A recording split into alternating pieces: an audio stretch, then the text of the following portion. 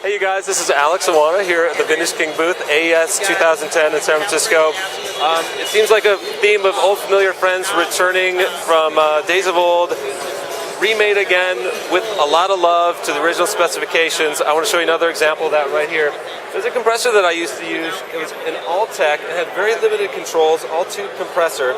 And that compressor is famous for being used on Beatles recordings and for mastering. And I want to show you a really cool version of this that actually has a lot more flexibility than the original.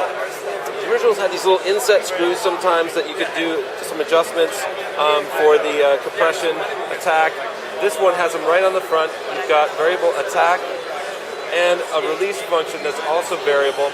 But if you've ever had, like I said, this has been used on mastering, and there's a really cool function that the engineers invented. If you've ever had a lot of compression going on in a master, you know that when you back up the track and start at the very beginning, there can be this kind of like poof, this like hit when the song first starts, and because there's no gain reduction going on yet, all of a sudden, bam, you've got this big transient spike.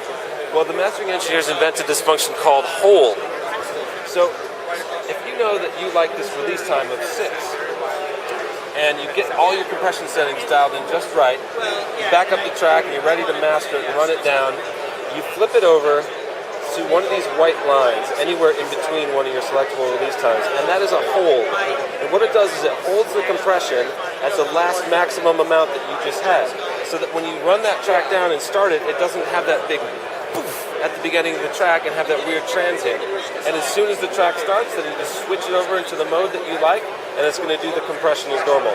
This is a beautiful, gorgeous sounding tube device, variable input and output. You can drive it hard if you want to, and it's one of those boxes that imparts a tone. This is not a plain Jane. This thing has a lot of vibe, a lot of soul. I like for groups, I like for individual tracks, and you can put it on a whole master. This is Lisson Grove, and it's a welcome. It's good to have him back.